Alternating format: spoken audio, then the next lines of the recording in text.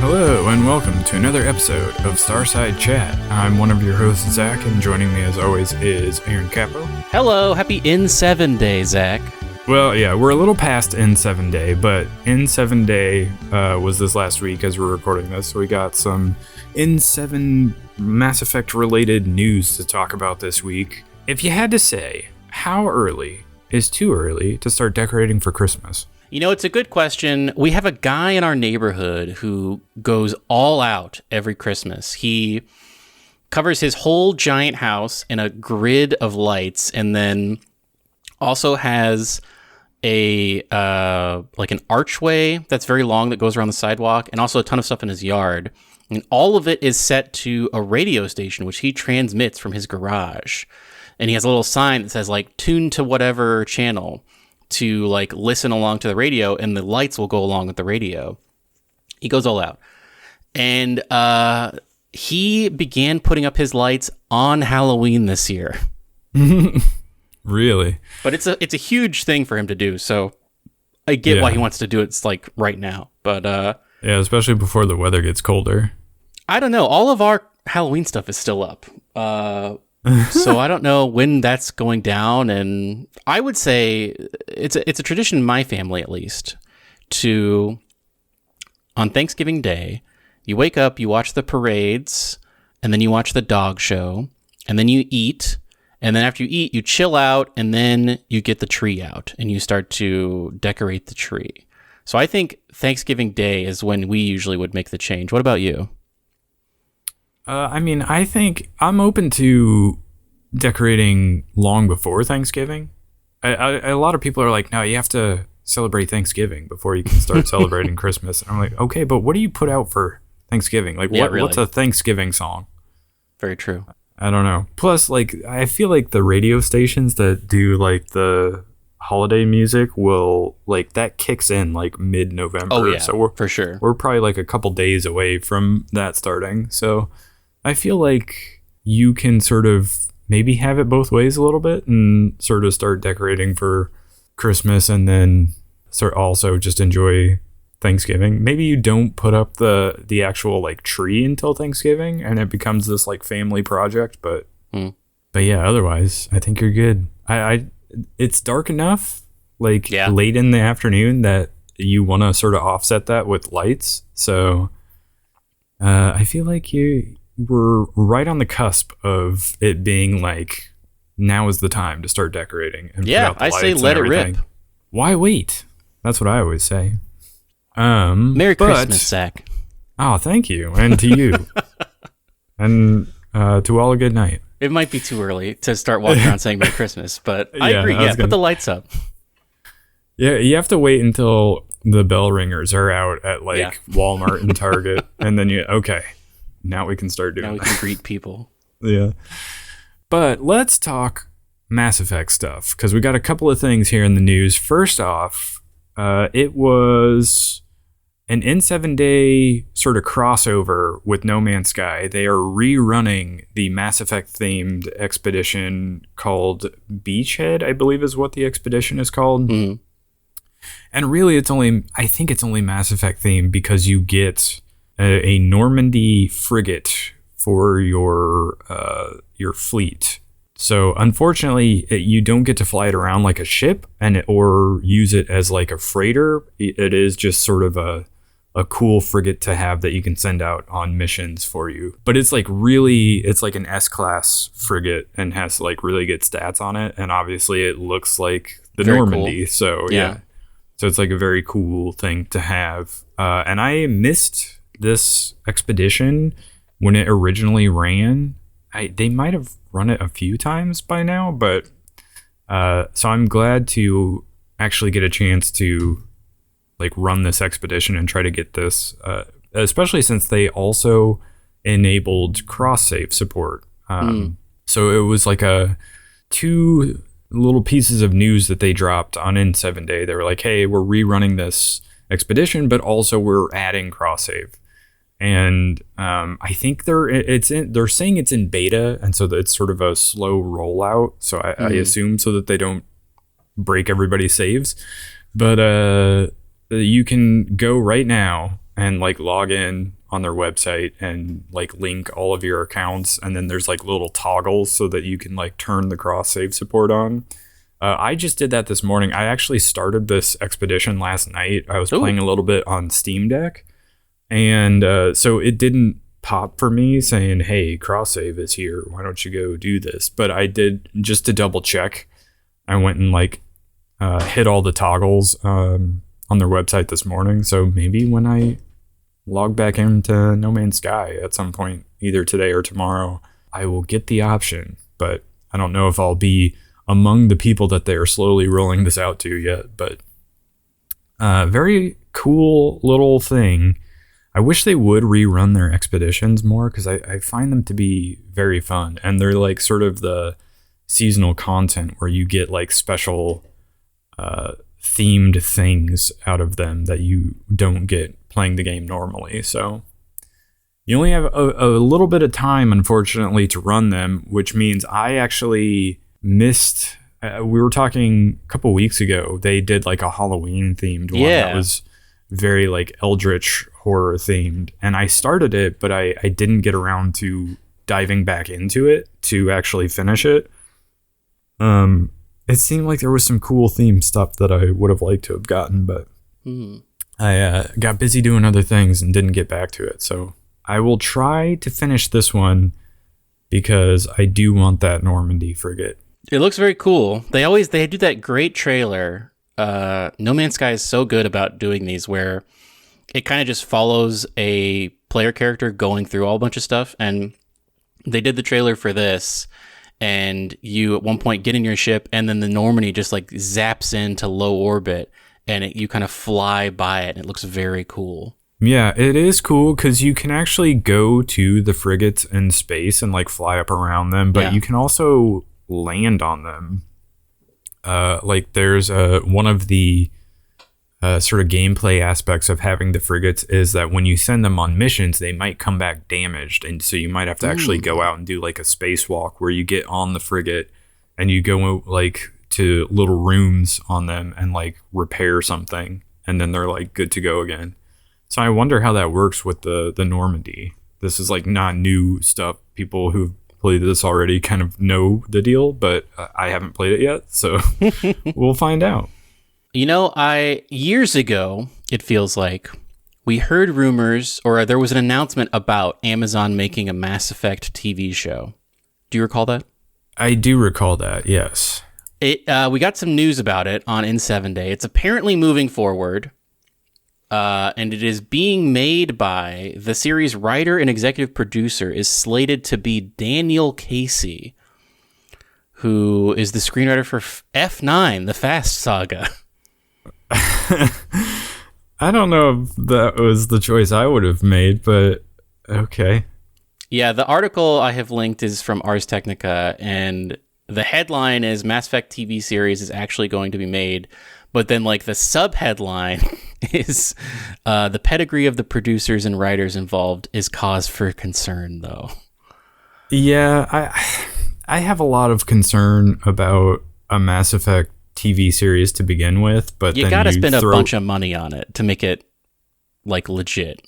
It's not like, well, yeah, like The Expanse, you can kind of get away with making things kind of just look gross, because everything in The Expanse is just like kind of slapped together space junk. But with this, I mean, also there are no aliens in very true, The Expanse. Yeah. You're gonna have to throw some real money on screen when they like arrive at the Citadel, which I assume they will. I mean, I don't know why they wouldn't. Right. Yeah, I don't know if they'll get the look right, but I have a lot of concern about the writing as well. Yeah. Like, how are they going to do this? Do they do Shepard's story? And if they do Shepard's story, how do they determine who's Shepard to pick? Like, what's their canon Shepard now for the TV show? I don't know because like I almost want it to be like not about the Reapers at all. Like I feel like that story is too big to tell in one season of a TV show. Or they could do the thing where the season is the first game, but I feel like it would be a mistake to just it be like a Shepard show, you know? I kind of agree. I would rather what's his name? I forget his name, but he used to be like one of the higher ups at BioWare during like the heyday of Mass Effect. And after Mass Effect 3, he was talking about how he wanted to see like other stories be told in the universe. And he always like one of the ones that he talked about was like a Citadel detective story. Now where that is a good idea. it was like lower stakes, but it was like set on the Citadel and you like followed this detective. And I was like, yeah, you could do tons of stuff like that. It could be, we talked about this before, but going back on the timeline and do like the First Contact war. Like there's an infinite number of stories that you could find and expand on in this universe that does not have to involve like delegitimizing somebody's playthrough of the Mass Effect series. That also kind of solves like a budgetary thing, because if you're only going to be on the Citadel, you don't really have to conceptualize other planets. Like I feel like a thing that Star Wars sometimes gets stuck in is like, this is a Star Wars movie, so we have to go like 5 different planets that all have to look different. But if you stuck on the Citadel, maybe you go back to Earth a couple of times, but yeah, I was gonna say, if you don't do any travel, people will get mad that it's too small in scope, like it's only one location. But I don't know. I'm so curious what even this will look like. I really hope they keep the score from the game. I feel like that's so iconic to just like be walking around and hear that score. But I don't know if they will be smart enough to do that. Yeah, I don't know. I don't trust them. So I look on whatever they do with this with a lot of dread, and I will hope that it is a pleasant surprise as opposed to just confirming my dreads about how they're going to mess it up. But you want it to be a Fallout situation where they really capture everything. Yeah, and I guess I don't know this director or the writers that are working on it, and I like when they did the Fallout TV show, they said, "Oh, this is Jonathan Nolan and Lisa Joy who did Westworld." And I was like, okay, they have a pretty solid track record, not a spotless one, but a solid one. And also, like, he was very quick to come out and talk about how he loved the games, and so he was trying to pour all of that into the show. And so there was a little bit of trust built there where you were like, yeah, I a little bit am not sure if this is going to be good, but I'm not like completely dreading it. Whereas I think I'm not sure I trust the people they have chosen for this yet. Zach, I want to do some quick fire questions with you. Okay. Are you ready? Yes. Will they talk about how all the guns take the same ammunition? Probably. It just I feel like if they know Mass Effect and they know like the discussions that have been had around it, they will probably be aware of it enough to like maybe make a note of it. Do you think our main characters will have a ship that has a big hologram in the middle that they can pick where they're going? If they don't, that's a big swing and a miss. Will we see the return of fan favorite character Joker? Seth Green. Yeah, they could. He's available. Yeah, I don't know what he's doing these days. Very similar. I mean, he would just have to like get a beard trim and put a hat on. Right. It depends on when they set this in the timeline. And like what the direction is. Will we see any of the voice cast from Mass Effect? Yeah, maybe. I mean, if they get Edie, who like worked on Battlestar Galactica, I feel like they could get her, even if it's just to use her voice or something. Will we see an appearance by the Elusive Man? Again, dependent on where they set this in the timeline and what they're doing. I mean, if they're just doing like adapting the games, then you could probably say yes to all of the above, but it depends. What was the name of the type of thing that Shepard is the first human person of? Spectre. A Spectre. Yeah. Do you think it will revolve around Spectres at all? I mean, it could. I wonder if they just like adapt that first book where it sort of follows Captain Anderson and Kaylee Sanders, I think was her name. That's interesting. Yeah. And they're sort of having their dealings with Saren and dealing with all of that, but I feel like they will want to come up with their own thing and not adapt one of the books. But it's interesting. I mean, here's something iconic is the Normandy. And I feel like they can't have the Normandy in the show without referencing Shepard, right? I mean... Yeah, I was going to say, they'll have to come up with a different ship, and then they won't have that iconic image on, like, the poster for this TV show if they do it. So it almost leads me to believe that probably they will try to adapt the games because they want all the things that people recognize. I have one final question. Okay.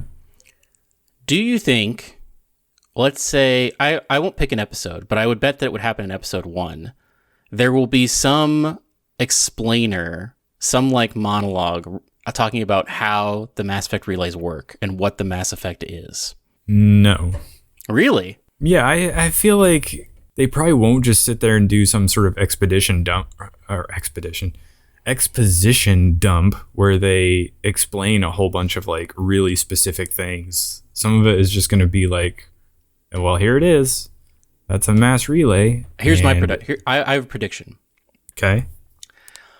Like a father and son or a mother and son will be, or a child of a parent will be like in a ship, in some sort of like airplane-like ship where it's like passengers, and like the kid will be looking out the window and he'll see the Citadel and he'll be like, what's that? And the mom will be like, well, then she'll describe to a child what the Mass Effect like situation is, like what Mass Effect relays are in a very dumbed down sense. And then we pan over and we see our main character like reading a newspaper or reading a hologram newspaper or something. Will people have multi-tools? What do you think about that? Yeah, I mean they'd better. That's a pretty like common thing in the Mass Effect universe.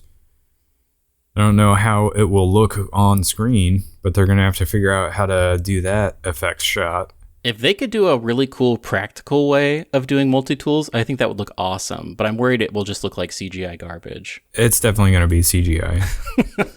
Because I don't know how else you do it. Yeah, I mean, I don't know. Will they have like an Asari character like Liara, regardless of whether it's like following the main trilogy? I feel like you have to have an Asari and you have to have a Turian. Like those two, you could get away without having like a Solarian, maybe. Maybe you could get away without having a Krogan, although the Krogan stuff is so interesting with like the genophage and stuff. Mm-hmm. But I feel like those two are also the most human looking. Like those are the ones that are easy to do makeup on. Like an Asari is just a blue person. Turians are a little bit more difficult because they have like all the weird stuff on their face, but that's also doable. I don't know if what are those big jellyfish called who don't understand how to do things? Oh, the Hanar? Yeah, I would see them having a Hanar because that's also just like one effects shot you could have of just like a thing floating by talking in their weird voice. Yeah, or like the Elcor where they are just like, I don't know, these big slow things that talk really slowly and state their like their intent or their emotion behind their words because they talk so in such a mundane way. Yeah, they could. I mean, if they get like Jim Henson Productions involved, that could be cool. Ooh, yeah. If this is like Farscape 2.0, that would be great. I would prefer to see them go like in a practical effects sort of way, for sure, rather than just basically actors on a green screen and everything CGI. But who knows what we're gonna get? How ambitious are they gonna be with this show? A great question. They seem to have been pretty ambitious with their other stuff, like Wheel of Time and Lord of the Rings. Not that I've watched either of those, but I see trailers where they seem to be having like big set pieces and whatnot. But this is not in a forest, unlike those. Yeah. You can't just like go out to the woods. Yeah, they're going to have to really commit, I think. And it's going to be expensive. Here's a question. What if it's primarily... Do you think we'll see the Geth at all? Again, I guess it depends on where they set this in the timeline and what they're Yeah. doing, but I would assume so. It would make sense to me. Mm-hmm. Yeah, I mean, you could almost do. I mean, that it's so Battlestar Galactica that I almost think they shouldn't just do like the Flotilla. Quarian Geth like situation. Yeah. Because like Battlestar Galactica exists already, but I feel like you have to have some sort of reference to most of the races in there at some point. Very curious to see. I mean, who knows when we'll see it? Here's a thing. I mean, this is maybe too much. This is like spin-off territory and not like a mainline Mass Effect show. But what if they followed Arya Talok's rise to power on Omega? That's interesting. Or Liara's journey as the Shadow Broker. Yeah. That's also interesting. Because you could really just... it could take place during the time period where Shepard is, like, dead / being reconstructed. So, I don't know how much that's been explored. Yeah, I wonder if they expand upon stuff in the game without directly referencing the game. Yeah. It's hard to say what they're going to do. They got a lot of options, but I feel like they're going to disappoint no matter what they do. No matter what they pick, it's going to disappoint some people. And I am very much in the camp of this is not going to be good. I am worried about it, is what I will say. I'm ready to be proven wrong, but I think I'm setting expectations to disappointment at this point. Well, speaking of being disappointed, another kind of N7 related thing happened, not an official one, but there was a rumor or just like speculation from someone that has knowledge of what's going on. Jeff Grubb from Giant Bomb. And he was of the mind that it's possible that the next Mass Effect game could be not coming out until 2029 or even 2030. Which seems crazy. Yeah, I mean, I guess it doesn't surprise me considering it took them like 10 years to make this last Dragon Age game. It did take him a long time to make this Dragon Age. And who knows, like, where we're going to be at with games by then. Surely we'll be in the next generation by then. Yeah, I was going to say, we'll be in the next generation of consoles by then. Because that's supposed to happen. They're still even doing consoles. I would bet there's going to be PS6 in 2027 or 28 possibly, but... Will there be a next-gen Xbox? Great question. I actually can't answer that.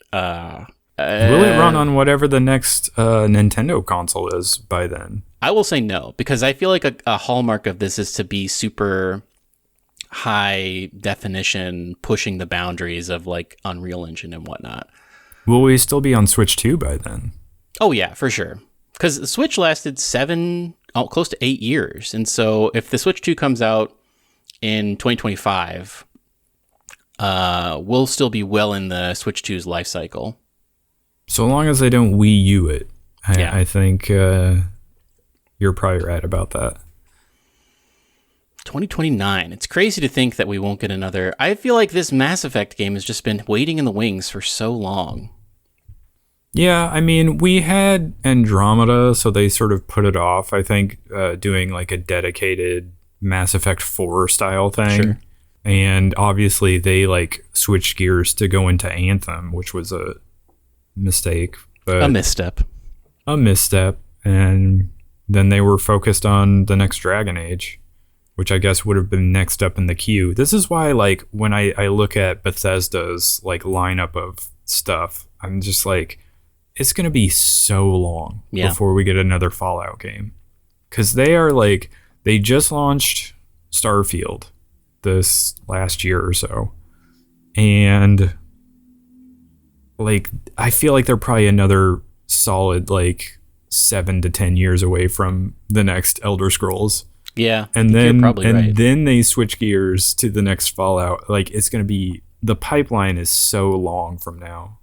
I feel like I saw a rumor that there's a playable build of the next Elder Scrolls game, but that could mean anything. I mean, it could just be like they have a build where a man walks around, like it's going to take so long for them to craft all of those, like, and I'm sure it's going to be creation engine nonsense where you have to like load into a town, which I'm not into, but yeah, and by the time that game comes out, like who knows what other developers have made in that style of like RPG.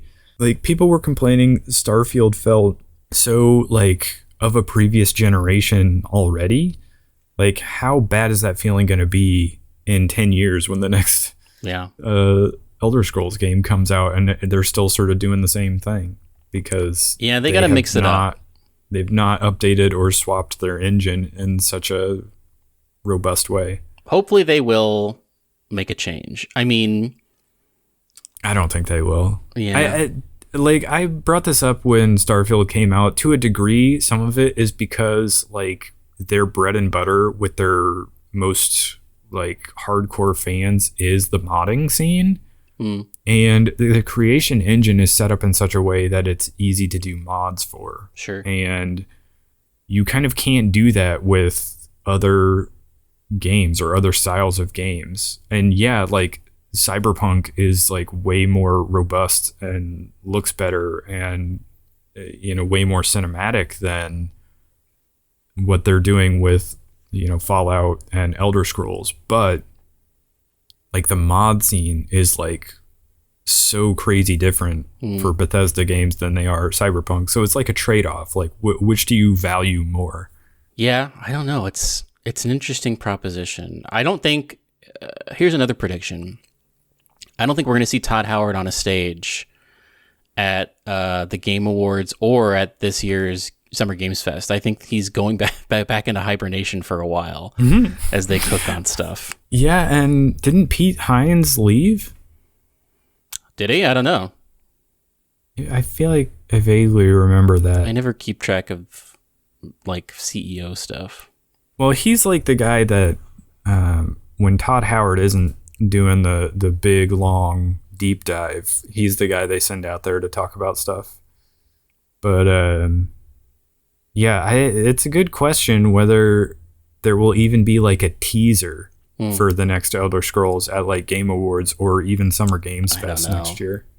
I don't think so. I mean, years and years ago, we got that like flyover of some continent. We don't even know where it's set, frankly. Except it's probably not set in Elsewhere, or however you say that, the Khajiit zone, because that's like a desert. We know it's not a desert, at least. Yeah. But I don't know. I feel like we're a super long way away from it. So I feel like he's gonna wrap himself up in his little leather jacket and just go to sleep for a while. Dream up a few more storylines for the next Elder Scrolls. Some good news, though. Nintendo had an earnings call this week, and they revealed that the Switch 2 will be able to use Switch 1 software. Now, they didn't say it uses the same cartridge.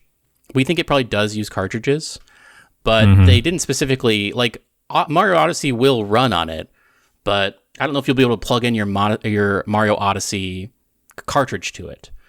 Yeah, I mean, the rumors have always been that even if they go to like a different style of cartridge for this next console, they will still have a port for the first gen carts, which they did that on like their other handhelds in the past, so it wouldn't be surprising if they chose to do that. I a little bit think that they will probably be the same type of cart, or at least roughly the same size and shape, so that you can just plug one in and you're good to go. But yeah, a good little thing to have like backwards compatibility, such that like as soon as you pick up the next console, you immediately have the full last gen library and hopefully whatever they're still doing with Nintendo Online. So even if they pretty much only have, Metroid Prime 4 or whatever on to launch on day one of Switch 2. You still have your entire library of Switch games. It would be nice. So let's get into our next story, because there's an insider rumor that the next Direct might not be until February 2025. Which I don't know if this is true or not. This is just some rumor floating around. I am still of the mind that any week could be the week that they announce the Switch 2. But who can say? I guess I'm less confident based on this report that it will be revealed in 2024, but I feel like it has to be. I don't know. It could be that the reveal doesn't happen until 2025, which would, to me, mean that it won't come out until holiday season. I was sort of expecting it to be revealed in October or possibly November with a similar March launch date, just like the original Switch, but it might not line up like that, which is a little bit of a bummer. But I don't know. We might be waiting for a little bit. I feel like they have to, because what do you do with your games lineup? Yeah. Because obviously pretty much everything that is in development right now is probably being made for the Switch 2, because it's so imminent that I don't know what they do for games. You're not going to just pump out Metroid Prime 4 in the spring and then be like, oh, here's Switch 2. I mean, I guess they could do that, but I feel like that's an obvious launch title. Yeah. That or some mysterious Donkey Kong / Mario game. I have been getting the itch to replay Mario Odyssey. It's such a good game, and I wish there was a Mario Odyssey too. Honestly, I was too. I don't know if it's just because of the Nintendo Music app, but I was listening to some of the soundtrack for that, and I was like, I should replay this game because it's so good, and I haven't replayed it since I originally played it back in 2017. Oh, it's so good to go back to. I played through most of it, including that final the darker side of the moon, and then my wife started playing it, and so I played it with her a year or two afterwards, maybe even 4 years afterwards, and it was a delight. I loved every second of it. It's such a good game, and it's a bummer there's not a Mario Odyssey 2. I know, it's crazy to me that the Switch has been out for so long and they still have not done a follow-up to Odyssey. I guess you could kind of claim that, what was that Mario, the one that came with Bowser's Fury. Oh, I guess you could kind of argue that was sort of the next Mario game, but it was a half game that was tacked on to a re-release. So I don't know if that even counts. Yeah. I mean, it was great. I really liked it, but give me Odyssey 2, or give me, open world Mario. That would be crazy. Wouldn't that be awesome though? Open world Mario. No zones, or you just walk to the zone. Just a much larger version of what they did with Bowser's Fury. Yeah, that would be crazy. Each little area you find is a new sort of themed zone, and it's just all a bunch of different platforming challenges and stuff. And maybe they even have little paintings that you can jump into, and they're 2D levels or something. I will say I loved Cappy though. I was less into in Bowser's Fury / whatever it was. Mario, what was the subheading? Or Bowser's Fury was the subheading, right? It was what was it? Mario Super Mario 3D World? Yeah, or was it 3D Land? Anyway, regardless, I preferred the Cappy mechanic to the mechanic of getting the bells or the fire flowers and then just having those ready to pop or whatever. I think it's cooler. The Cappy mechanic is cooler and leads to more interesting stuff, as opposed to just having these power-ups that turn you into a cat for a while. Yeah. I agree that the mechanic is too good to just leave for one game, especially since they did 2 Mario Galaxy games. Yeah. and I think a lot of people were expecting a third one because it was like a fun, cool idea. But I mean, they could go back to that. They could do another Cappy Mario Odyssey style game, or they could do something completely different. You almost never know what they're gonna do. You never know what they're gonna do. But did you ever check out the Rise of the Curse of the Golden Idol? Because it's on Steam. It's on Game Pass still. I have not. No, I know you were pretty hot on it when you played it. It was very fun. I liked it a lot, actually. It was very charming. And it really made you use parts of your brain, I feel like, that I don't normally use. But the Rise of the Golden Idol is launching next week as we're recording this. It's launching on 11/12. And they've also announced that they are planning 4 DLCs for 2025, which is very exciting, and I did not realize. I think this is coming to everything. I think it's coming to Switch and Steam and Xbox and anywhere you can play a game. I think it's even coming to iPad. So if you liked Curse of the Golden Idol, Rise of the Golden Idol, I think is going to be more fun, I think, because it's set in like the modern times. So like there's going to be interesting clues related to like technology as far as like, televisions and lights and whatnot, because the old one, Curse of the Golden Idol, is almost entirely set in the past, so people have like horses and whatnot. I'm very curious to see what Rise of the Golden Idol is like. I'm looking forward to that. Well, speaking of DLCs, I didn't put this in the show notes, but they announced that BioWare is not doing any DLC for Veilguard. Interesting. Which seems crazy to me, but and maybe a sign of not very much confidence in the game. But they're, I guess, shifting everybody who worked on Veilguard to just move into the next Mass Effect game. So man, full steam ahead. Full steam ahead with that, and no DLC for Veilguard. So there you go. Something else I wanted to point out: if you're someone who plays Stardew Valley on your phone, so like that big 1.6 update finally came out for consoles / mobile. It was out for computers for a long time, but it's finally out now. If you have it on Switch, or if you like to play on Xbox or wherever you play, the 1.6 update is available now, so you can download with the new farm and whatnot and all like the included features. Also, there's an experimental feature that might be kind of buggy, but it is enabled on mobile. Typically the best way to play on mobile, because you can do crossplay with Stardew Valley, and typically the way to play on mobile is to try to connect to someone's computer if you want to do multiplayer, but there is a way to do just mobile multiplayer if like everybody just has phones or iPads or whatever. And the way you do it is by tapping on the leaves in like the opening Stardew Valley like sign or whatever. You have to do it in a special way. Oh, like the main menu? Yeah, in the main menu. And then it will kind of unlock, and you'll be able to play a multiplayer on mobile. So check that out. I haven't played Stardew Valley in so long. I every once in a while, I'll think about it. I'm like, I should try that out again. The or 1.5 at least, like, update. Play a little bit more. The 1.5 update was huge. And actually, as I'm reading this, it might be that you could never play multiplayer on mobile, even trying to connect to a computer. This might unlock it for the first time ever. Oh, really?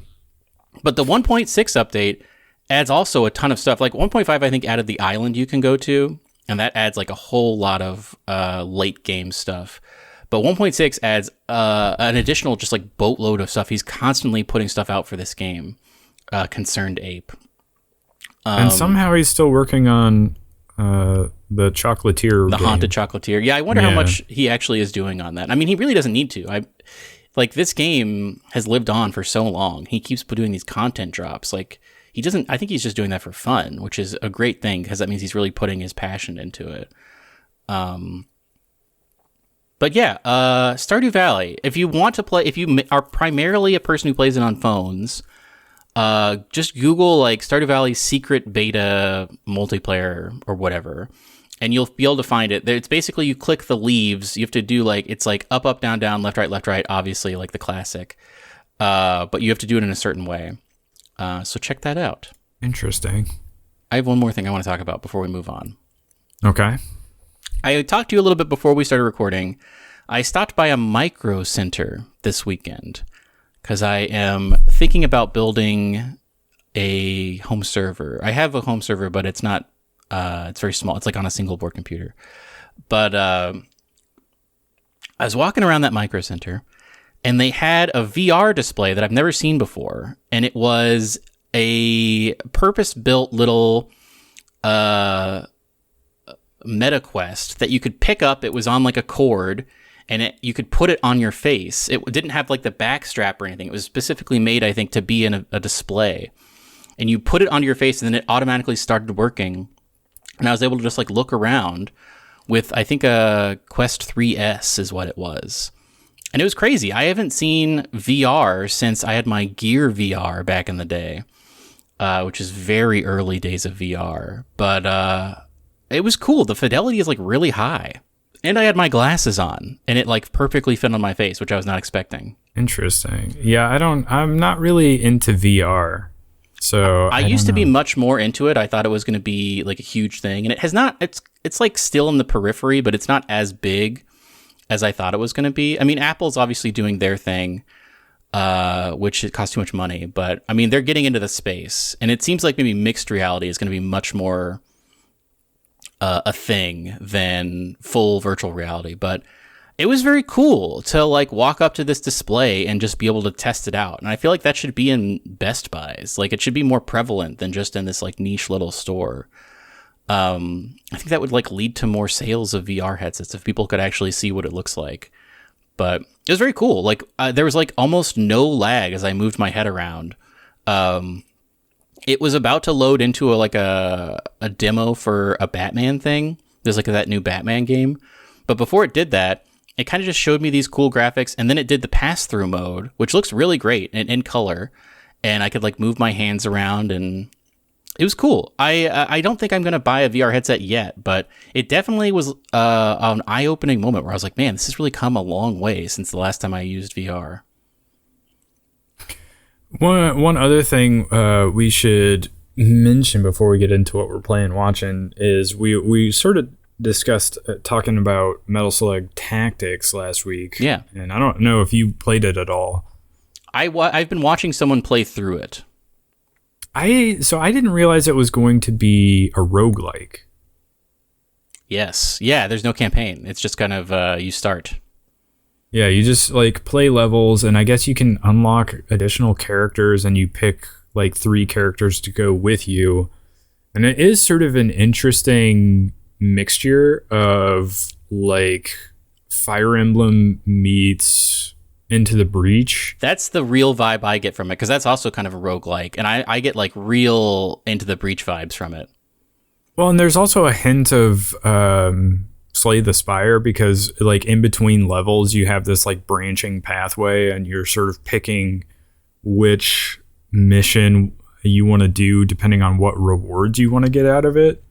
So there is sort of a Slay the Spire style pathway that you're going between levels. And yeah, I don't know. I don't know if I am into this as much as I thought I was going to be. I think if I sort of expected it to be a little bit more of a Fire Emblem style game where it was like just a tactics game with like a Metal Slug theme to it. But now I guess when I think about it, it sort of makes sense, because it's like Metal Slug has always been like a tough as nails side scrolling thing where if you die, you eventually have to start over. Yeah.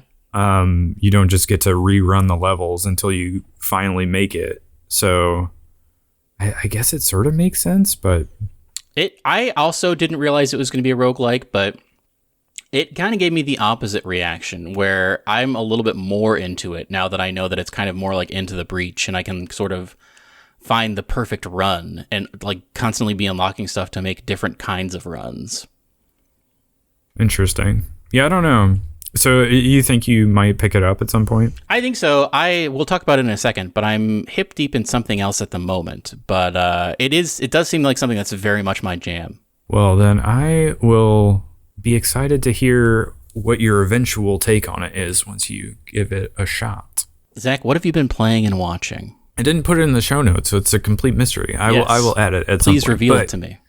So I finished Moonraker, the book. We were talking about how I had started reading it. I sort of fell off of it after the first couple of chapters because it was like just Bond like playing cards with Hugo Drax, the main villain, to like determine whether or not he cheats. Sure. And then I like picked it back up again, and it like got pretty good after that. And it is like wildly different from the movie. Like they don't go to space. Really? Yeah. So the movie came out in like the late 70s, and it was like a reaction to like the success of Star Wars. So it like very much is like, ooh, Star Wars is like this hot thing, and now like sci-fi space adventure is like the thing. And so they were like, oh, Moonraker, that sounds sci-fi spacey. And so they like rewrote it to have it be like this space station thing, and they end up going to space, and there's this like space battle with like lasers and everything, and sort of the climax of the movie. And that is not at all in the book. So, I mean, I've always heard them talk about how there's like book Bond versus the movie Bond, and it's like very different. But this one is like maybe among the most different. I guess I don't know for sure. I kind of am on this like little Bond kick now that I finished reading that book, and I kind of want to rewatch the movie and maybe even read some more of the books. But I a little bit have to look it up because I've been looking stuff up and realized that the hit rate isn't great for for the books. Like some of them are considered really good, and some of them are considered not very good. And I didn't realize it, but I guess like other people after Ian Fleming died, like picked up the mantle and just carried it, kept going and writing James Bond books. Is it in the public domain or something? I don't think so. I think it is still owned by, whoever owns it, but they just have like licensed it to different writers over the years. And like during the 80s, there was a guy that basically had a new Bond novel out every year. Wow. To a degree, some of it is just like, please do the novelization of the movie that we just put out. But also it's like them writing their own Bond stories. So I don't know if I'm that interested in those because it seems a little expanded universe to me. But I wouldn't mind reading a few more of the Ian Fleming ones. I have a reveal for you, Zach. Okay. I have only seen the Pierce Brosnan and Daniel Craig Bond movies. Oh, really? Man. It was like such a huge deal for me growing up when I was in like high school. Like every year, AMC and Spike TV would do these holiday Bondathons. I remember those. Yeah, the Bondathons. Yeah, so like Thanksgiving, Christmas, and New Year's, it was just like nonstop, back to back to back, 24/7 Bond movies. And what's a good classic one? I mean, Goldfinger is like the big one for the Sean Connery era, or like From Russia with Love. From Russia with Love is actually kind of like a Hitchcock movie. It's maybe not as good as a Hitchcock movie, but it's like Bond. You know how the Daniel Craig era is like marred by the fact that they were just like trying to follow hot trends, where Quantum of Solace is like a Bourne movie and Skyfall is like a Christopher Nolan Dark Knight movie. Yeah. And then the rest of them are just a complete mess. I have no idea what they're going for with those. I stopped after Skyfall because I was not super into it. Yeah, I got that way too. It's crazy because Casino Royale is so good. It's so like good. It's probably a like top 5 Bond movie of all time for me. I like Quantum of Solace. I'm a Quantum of Solace apologist also. Yeah, people hate that movie. I don't know why. I remember loving it. It's been a long time since I've seen it, so like maybe I would judge it differently now. But like the maybe I do look on it with rose tinted glasses because it like came out while I was in college, and I went to see it in theaters, and like my dorm building at college had like the wall of the like common area had a giant Quantum of Solace poster on it, and I like I watched it with my Taiwanese roommate, and we put subtitles on for him so that he could better follow the story because he didn't really understand it the first time he watched it. And so it was like a little bonding moment for me and my roommate. But also, the game, Quantum of Solace on 360, that year, Treyarch made both Call of Duty World at War, which took Call of Duty back to World War II, and people weren't super into that. But they also, like, the B Squad for Treyarch came out with Quantum of Solace, which was this sort of movie tie-in game that used the Call of Duty engine. So it felt like you were playing a Call of Duty game, but it was Bond instead. And so me and some of my friends that used to play a lot of like Call of Duty 4 and Halo played that game instead of World at War. And so maybe it's just because it's a little like we hold GoldenEye in such high regard. Yeah. In part because it's a great movie, but also in part because like so much of our childhood was playing the Nintendo 64 game. So to an extent, I'm a little bit of an apologist for Quantum of Solace for those reasons, but I can see where people are coming from. I hate the shaky cam and the fast editing that they did. Like, I was never a fan of the Bourne movies. I remember the action. Being really good, but I can't tell you any of the sequences from the movie right now. I'm trying to remember. I remember it opens. Chase sequence. Yeah, it opens with a car chase sequence, and I remember the fast cutting being like really rough to follow. And I remember there's also like a chase sequence where at some point Bond ends up like, I don't know, on this like scaffolding or like strung up on something and shoots somebody. And I definitely remember the line where I think it's M who's like, you know, when people say that we have people everywhere, you don't expect them to be in the same room as you. I remember that being like a cool line that they had in the trailer or whatever. I remember about the second one, they go to that hotel at the end and somebody is like, yeah, this hotel's basically made of explosives for some reason. And then later on it explodes. Well, of course. I don't remember what why it was made of explosives. I can't remember what the reasoning was behind that. But they very clearly were like, oh yeah, this thing is primed to go off. Anyway, I would have to revisit that movie, but the idea, like, it didn't occur to me until recently that the Bond franchise sort of has a long track record of doing that, where they sort of chase trends, and Moonraker is an example of that. Obviously, they did the Star Wars. They tried to Star Wars Bond, and a little bit the same with like From Russia with Love feeling like a Hitchcock movie. And I assume there are other examples of that as well. Like, I think the Timothy Dalton era in the 80s feels like they were trying to do like Hawaii Five-0, where it's all about like drug smuggling and all of that. But so I would say like Roger Moore is definitely, his era is definitely more like comedic and lighthearted and over the top. But yeah, I think you and I have a real soft spot for the Brosnan era, because that was like the Bond of our childhood. I love that. What's that one called? I don't know any of the names. The one with him and Michelle Yeoh that's in China, where like the guy has a newspaper that's trying to take over the world. Tomorrow Never Dies. That one is great. Yeah, that was the second one he did, and I still think that one is good. And I thought it like went downhill pretty fast after that, but I like on Friday I looked up a podcast because I had finished the book, and I was like just looking up to see if there were any like Bond related podcasts, and I found this episode that some podcaster did where there were like 3 hosts and they ranked all the movies and did a little discussion about each of them. So it was a super long podcast because they had like 25 movies to talk about, but they were like higher on World Is Not Enough than I recall ever being. And I thought they made some like solid cases for it, so maybe I should revisit that movie. But no, like the book Moonraker is like, you could argue that it inspired GoldenEye even to an extent, but also inspired Die Another Day, which I think is probably the worst Bond movie. Which one is that? Die Another Day is the one with Halle Berry.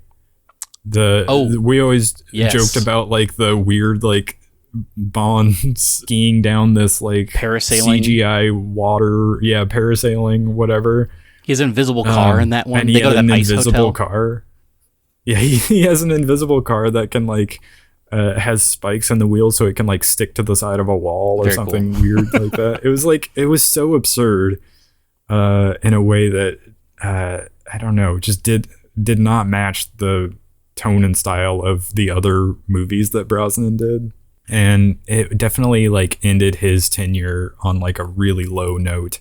But yeah, I think if I were to rank the rest of them, like the rest of the Daniel Craig era would also be there at the bottom of the list. Yeah. Because I didn't like Skyfall. Like, I get that people think Skyfall is probably the best one he did because the cinematography is so good, but like there's nothing else that I think is good about it. They were just chasing the Dark Knight trend, and they tried to make Javier Bardem like their version of the Joker. Mm. And then there's like a Home Alone sequence at the end. I don't know. I do not like that movie. I think it's so overrated. But and then after that, it's just a complete disaster because they brought in, I think the movie's called Spectre, but they brought in Christoph Waltz, and they were like trying to retcon everything to be like, oh, this was me the whole time. Like, well, if you're gonna do that, you have to like write it that way. Yeah. And they clearly had not. So they're not fooling anybody with that movie. And I actually haven't seen the last one, No Time to Die. I have not. Because either. I think they botched Spectre so hard that I was just like, oh, I'm done. But yeah, I guess spoilers for No Time to Die. I have heard that he dies at the end of that. Oh, no. So. Well, he does have time, I guess. Yeah, I guess he does. But I guess that was their way of wrapping it up for the Daniel Craig era. And they'll eventually recast somebody and start over again. But anyway, yeah, I've been in a real James Bond mood recently. And so I do like some of the classic movies as well. So I've been in a real Arnold Schwarzenegger mood. Yeah? Set photos have started to come out from the Running Man the new Running Man movie that Edgar Wright is making right now in England. It seems to have a cool cast. It's got Guy Pearce in it. Not Guy Pearce. Lee Pace, who I think is going to be very cool in it as one of the hunters. But did you ever watch Running Man back in the day? Yeah, I've seen Running Man maybe once or twice. It's been a long time, but yeah. I love that movie. And seeing these set photos from Edgar Wright's, which I'm sure is going to be great because I love Edgar Wright. He does good I was stuff. going to say Edgar Wright being behind it gives me hope. I wanted to rewatch it, and it really does hold up. It's such a solid movie, and it made me want to watch old Arnold movies. And so I also watched the original Conan the Barbarian movie. Have you ever seen that? Oh, really? I have not seen that one, actually. It's very much a Dungeons and Dragons movie. Like, he obviously is a barbarian. He runs into a rogue type person.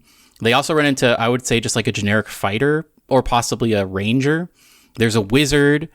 It takes place in the Hyborian era, which is this fake time period they made up for all of these movies, where there's like giant snakes and like wizards and magic is happening. But it's really cool. Like, I get why it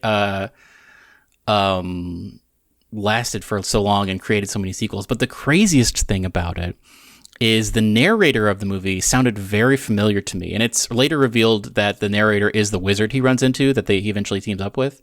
They do a really good job of like couching this narrative in it being like a larger legend. Like the narrator's talking about how like, of course, about like Conan the Barbarian. And it also ends in a really cool way where like the action wraps up and then there's just like, it's just Arnold Schwarzenegger, but now he has kind of like a beard and like more trinkets on him.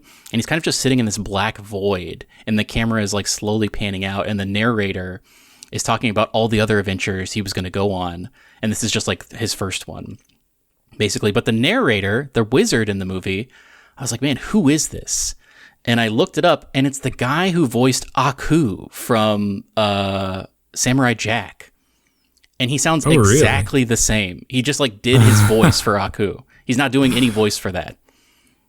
Really? Interesting. But I really liked it. We haven't watched the second one yet, Conan the Destroyer. But I've been in a kind of like a young Arnold Schwarzenegger mood. I think we're gonna watch some of his other classic stuff because like the 80s action movies I am realizing I don't have like a good knowledge of. I think I talked about it when we watched it a couple weeks ago, or no, maybe it was back in like May we watched it, but we watched The Last Action Hero. Have you ever seen that?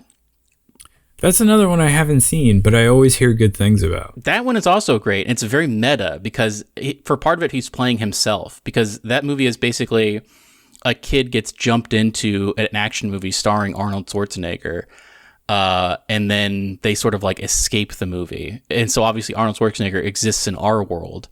That one is also really great, and I think is an awesome pairing with The Running Man or Conan the Barbarian. I will say The Running Man is maybe an almost perfect movie, but the Conan the Barbarian is a little long. It does stretch. It's like I don't think it outstays its welcome, but there was a point where I was like, man, how much longer is this? I feel like it's going on forever, which is not a bad thing. If you're really into it, I think you'll like it. But if you're trying to decide between Conan or The Running Man, I think The Running Man is nice. It's nice and short and sweet, has some really funny ideas, and then you'll be prepared for whenever Edgar Wright's thing comes out, probably next summer. Yeah, maybe I should go back and watch some classic 80s action movies. Always a good idea. And then the other thing I have been doing is I did start to play Factorio Space Age, the DLC that came out. And Zach, it's great, I have to say. Yeah, you were excited to dip your toes into it. I'm loving it. It does start out very slowly, but when I played originally, this is the game I think that I played. I talked about this on the podcast, but I sometimes conflate it with Satisfactory. But Factorio was the one where I played. We all decided to check it out. We played for 7 hours straight. We started at like 9 or 10 p.m. and it was like 4 or 5 a.m. by the time we were done. Because it just sucks you in. And I was watching like a guide for like how like tips for getting started with Space Age DLC. And the first tip in the video was set an alarm for when to stop, because if you don't, you will just never stop. And I kind of have found that to be the case. You get so into it, just like maximizing assembly lines and stuff, that you just like, it's infinitely, you'll just get sucked in. Also very fun to play with friends if you're all like working on your own thing. It makes you use so many parts of your brain you don't normally use, because you have to worry about like ratios and like time to produce things. And when we first originally played, we never completed the game. It used to be the ending of the game was you make the ship and you get off the planet. But now you're in Space Age, that's just like the first half of the game, really. And so we never got to the point where we made the spaceship. But I think we're going to try to do that this time. And then that's when the DLC starts, like 20 to 30 hours into the game is when the DLC starts. Wow. Which I'm pretty excited about. Yeah. Well, for me, so I have started the expedition in No Man's Sky, and hopefully I will finish it. I was playing it on Steam Deck last night, and it still runs nicely on Steam Deck, I have to say.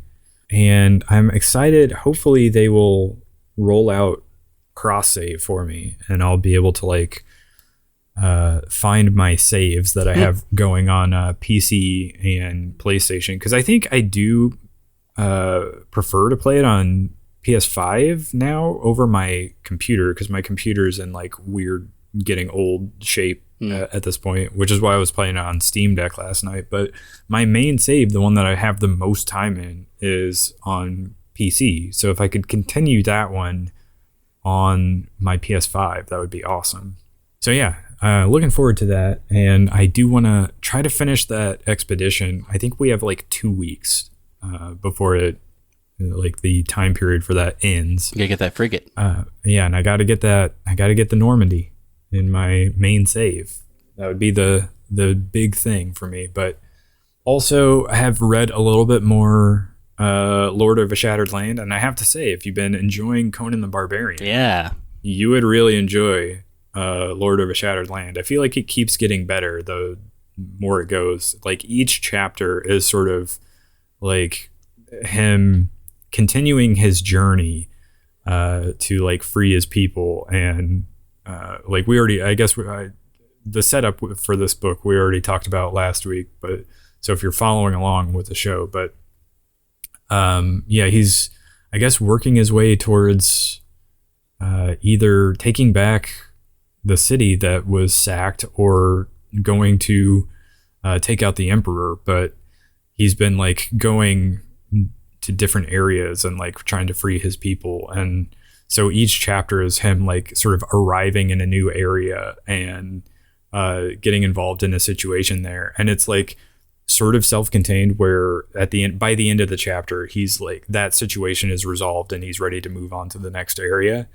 And like a few chapters in, he meets this guy who sort of travels with him, and he's like a playwright. And so he is sort of like documenting his journey and all of the events that he's encountering. And so that becomes like, you realize, okay, this thing I'm reading, this book I'm reading is like him having written the history of this. And you, at the end of each chapter, you get this little like side note that sort of is like the historian's little notes on like the resolution of that incident and sort of connecting it to like what's going on next, and like how the emperor is like Hanovar's notoriety is starting to spread, and they're sort of on the lookout for him now. It's actually struck me a little bit like a sort of Ghost of Tsushima situation, where he's like not dead, he's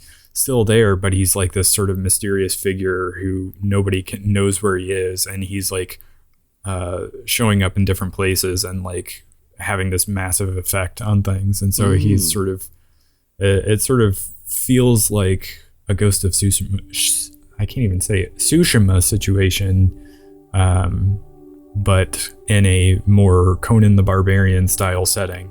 So yeah, highly recommend that book so far. But any chance you've read any more of Howling Dark? Not really. I read like one more chapter since the last time we talked, but then I downloaded Factorio and I started doing that. But I will get back to it. It's on my bedside table as we speak. Yeah, that's the challenge. You got only so much free time. It's and true. Are you going to pump it into reading a book, or are you going to pump it into playing a game? It's a good question. Well, anyway, do you have any parting wisdom? You know, Factorio is available on all places, and the way I'm playing it is I spun up a little headless Linux server that they have there's a guide on how to do this on Factorio's wiki. But if you spin that up, anyone on your local LAN or who's connected to your local LAN can play it on basically any device. There's crossplay. So if I wanted to, I could buy this on Switch and just connect to the same instance and play it there. And it's great because the server is only unpaused when someone is logged in. So anybody can log in, or anybody with the password can log in and just play, and then we can link up and play. It's great to have a fun little server that everyone can build. And so I recommend, if you are going to play Factorio with friends, don't just do a thing where one of you hosts the server and then everyone can jump on when you're running it. Do a little research and spin it up as its own thing on a computer that's going to stay on. Do some port forwarding, and I think it'll be a great time. Well, on that note, go ahead and follow this podcast on Spotify, YouTube, and YouTube Music, and leave us a rating, leave us comments, and yeah, we'll catch you on the next one. Goodbye. Goodbye.